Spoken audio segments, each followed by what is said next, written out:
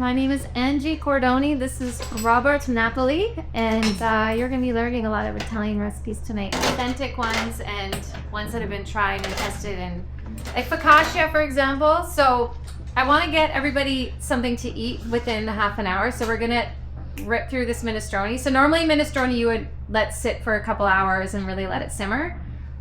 We're just going to get the basics, and you guys are going to eat in about a half an hour with the focaccia. So I got a bit of work to do in the next little while. Well, Rob is a bit of a unicorn. He's from Australia, so he's got an Australian accent, but he also speaks Italian. So if you want to learn any lingo tonight, Doug, any swear words or anything, you can ask him. So my mum emigrated to Australia from Napoli, which is in the south of Italy, and my dad immigrated. They were both 16. They took a ship. It took 5 weeks to get to Australia. And my dad's from a city called Ravenna, which is in Emilia-Romagna. And Napoli is consistently voted the best culinary city in the world, and Emilia-Romagna is consistently voted the best region. So I've got the best of both worlds. Doesn't mean I'm a good cook. I'm definitely the sous chef here. Angie's the chef. Yeah. So Rob is, I mean, you grew up teaching. I grew up with Italian. Yeah, my mom taught me how to cook. Everything, yeah. So focaccia, we're going to talk about that for a second. This is a 2-day recipe. So you have the recipe. It's very simple and it's very easy because there's no kneading involved or anything. So I had to do this 2 days ago.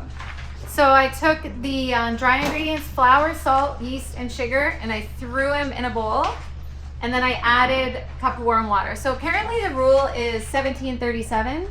So 1,000 grams of flour, 700 water, 30 of the yeast, and 70 of the sugar. So 7. Oh, it's actually, I think it's actually the 7 is the yeast. Or sorry, yeah, 30 of the sugar is 7 of the yeast. So just remember 1737. And then we added a bit of salt as well. So you literally throw that in a mixing bowl and mix it until it's just mixed, and you throw it in the fridge with a plastic wrap on the top for 2 days, covered in olive oil for 2 days. Yeah, so I did that on Thursday. Wow. Then you take it out, which is what I did here this afternoon. You preset the oven to 150, and then you turn it off. You put this in and you turn the oven off. So it proofs for up to 5 hours. So it's been in there for about 2 hours today. I've just taken it out. So this is what it looks like after you've had it in the fridge for 2 days, just as like a mess. You don't have to do anything to it. It's super sticky, and you don't have to knead it, nothing. You just mix it with a spoon, cover it in olive oil, and put it in the fridge. Then you take it out and yeah, you proof it so it looks like this now. So I'm just going to kind of push it down. So focaccia has all those little sort of holes, so you guys probably know what it looks like.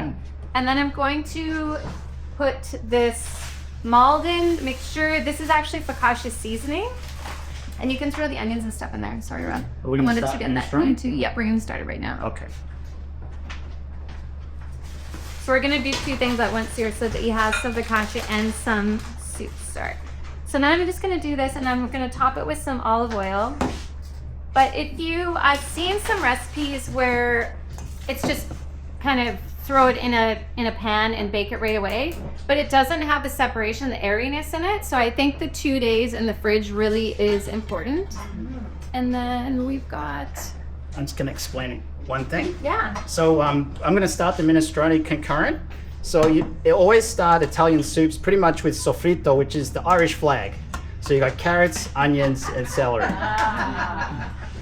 And this is the base of most Italian soups. Minestrone's got like a lot of things in it, but you can break apart minestrone and have pasta patata, pasta fagioli, pasta piselli.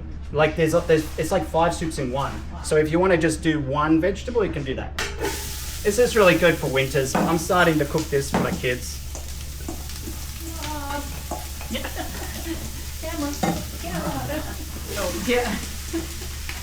Okay, go ahead, Right. Okay. and keep going. I'm done. Yeah, that's it. Start with that, yeah.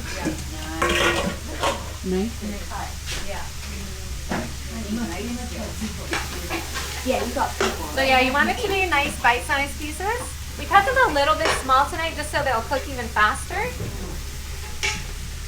But that's the basis of everything. What is it called again? So mirepoix, sofrito. Everybody say sofrito. The French call it something else. Mirepoix. Yeah, it's exactly the same deal. So you're gonna sweat them down basically. So just gonna cover it with, and let a little bit of moisture come out. I won't put them down on yet. So this is a nice meal. Oh, we gotta get the chorizo in there too. Okay. So I added something to this recipe. We went to my friend's, Cross Friends the other night, and they made a Portuguese soup, and it was really simple. It was just kale and potato soup. But then they had this roasted chorizo that was kind of sliced on the top of it, and I was like, oh, that's so good. Nobody here is vegetarian, right? You're vegetarian?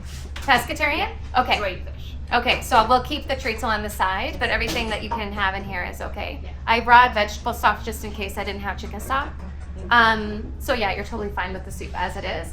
But anybody that wants some chorizo, we're gonna throw it in the oven and roast it in slices. We'll add that on the side.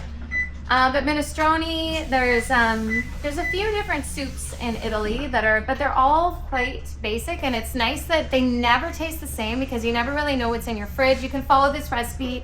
It depends on the flavor of the vegetables. It's always a bit different, but I like throwing some sausage in there or something if you like. So you can also take chorizo and cut the skin off and just take the meat and fry it and then throw it in there as well. So there's lots of different variations that you can have. Did you guys get your wine yet? No, I was waiting for your soup. Oh, right. Now we're gonna start getting drink drink. People are celebrating. We got somebody Chopping at the bit over there. Let's get this going. Who wants wine? Okay, coming. Roy, you want to help? No. Wine, lady? I'm gonna do the soup and bottom of it. Okay, sounds great.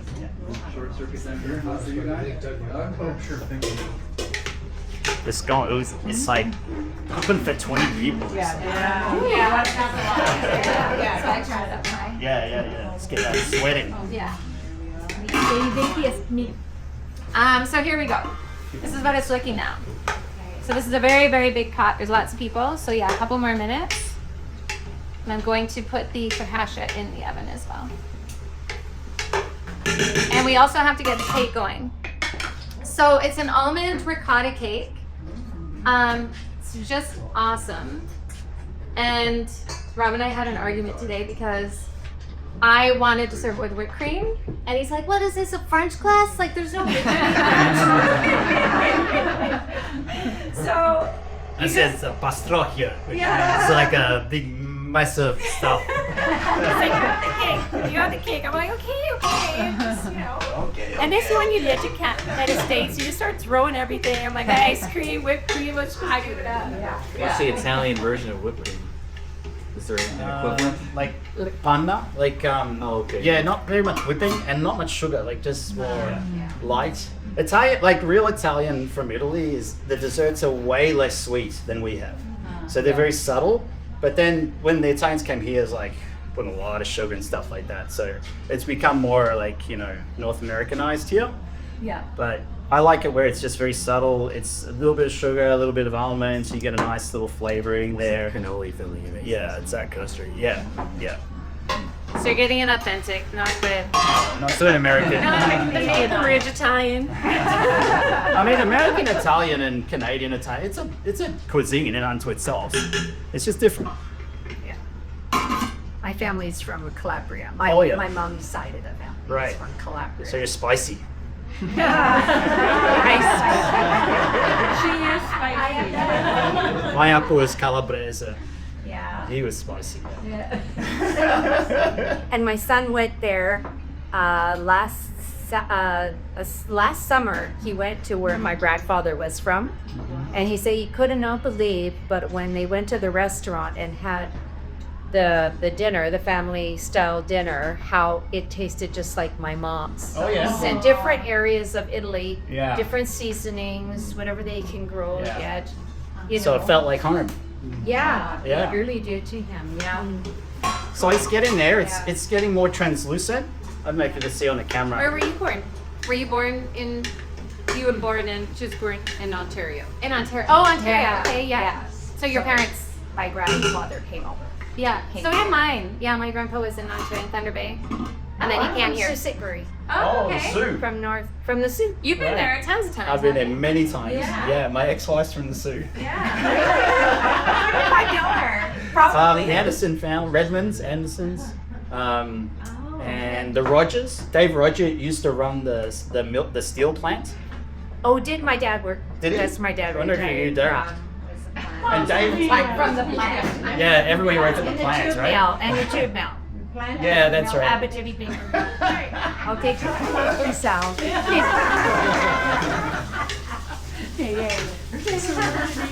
Lots of Italians, so all in all, it's like half Italian. That's it.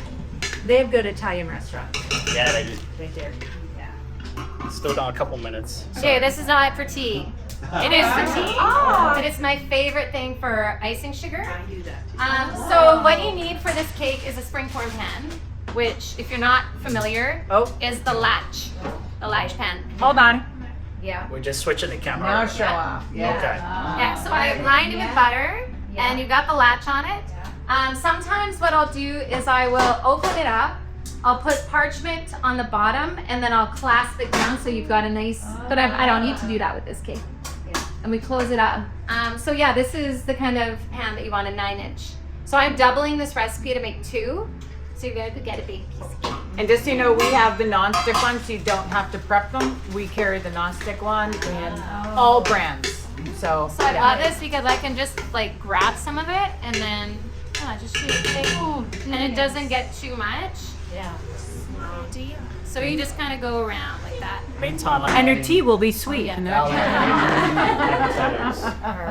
Potatoes. Do you have these little things, Laura? The tea? Yeah, we got some. The mesh one? Yeah, maybe not as big, but we do have them. And then both going.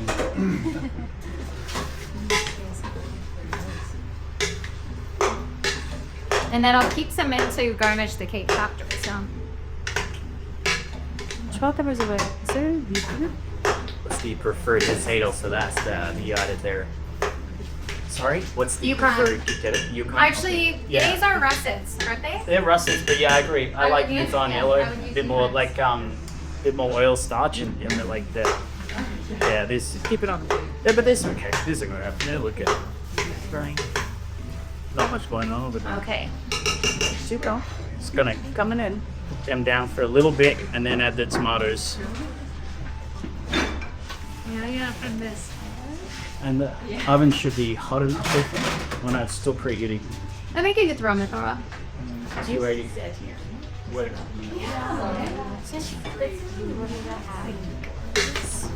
Okay, so whenever I buy a pound of butter, first thing I do when I get home is I cut it.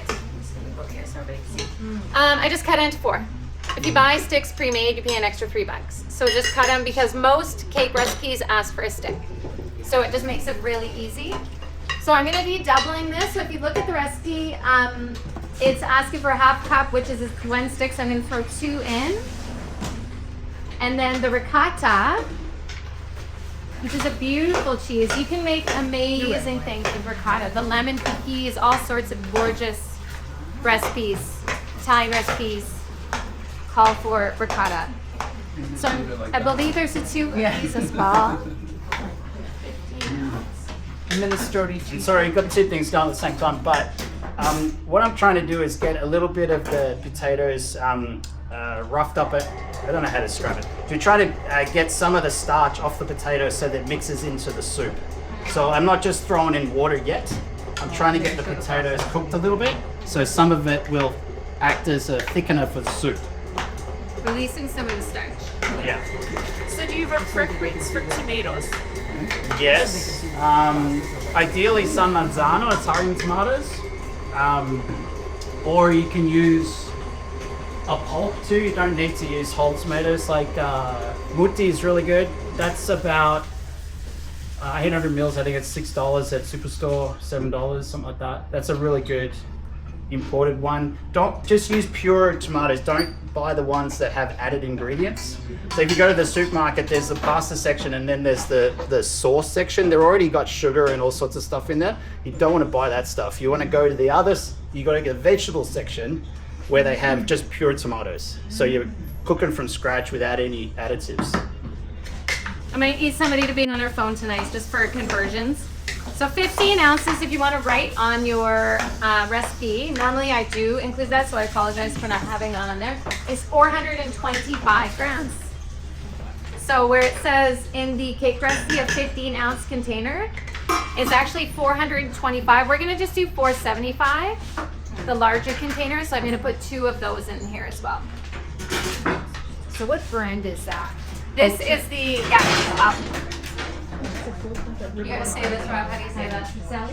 What's that? Tristele. 3 stars. So when you're planning, does everybody here cook Italian food at home quite often, or are you trying to add more, or is like you want to learn how to make? Is everybody here to learn how to make pasta basically tonight? Yeah.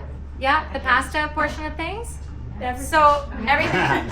So I find you can get all the ingredients at Superstore and places like that, obviously, but I really think a big part of cooking this cuisine is going to the authentic markets, like making a trip of it. Especially if you could go to Commercial Drive or places like that where you're gonna see the guys singing like outside the restaurant, or you're gonna witness a little bit of the culture. Commercial Drive is amazing for that. It's not quite what it used to be, but it still does have it. But what are some of your favorite places? For Italian groceries? And we were from Vancouver and Burnaby, so Laura might know some places too out here. So there's Bosa For Foods. what? Italian? Italian, yeah. Oh, where did we go? Where does everybody live? Yeah, Bella. Okay. Yeah. To get Italian supplies, absolutely wonderful. Absolutely Okay. wonderful little grocery store there. And food.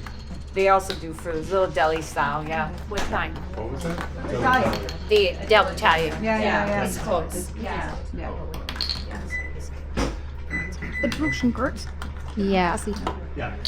On 128 and 16. Yeah, 128. One creek. Why not by the Safeway? Yeah. Okay, so that's good. I'm now going to add the stock. 4 liters, and we use your vegetable stock. You don't need to use it. You could use chicken stock too if you want, depending on what you taste.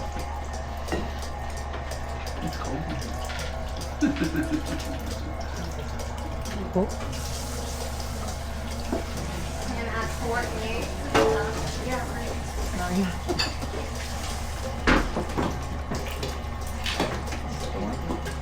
Beauty spot's perfect.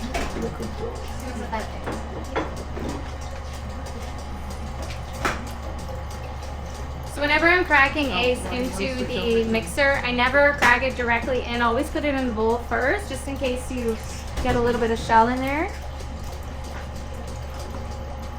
And who knows the secret to getting shell out of the bowl? Use the shell. Yeah, exactly. What was that? You use the Use the shell. shell. I noticed Whenever that you get a little bit, you use this and it's like a magnet. she used the Don't use shell. a spoon.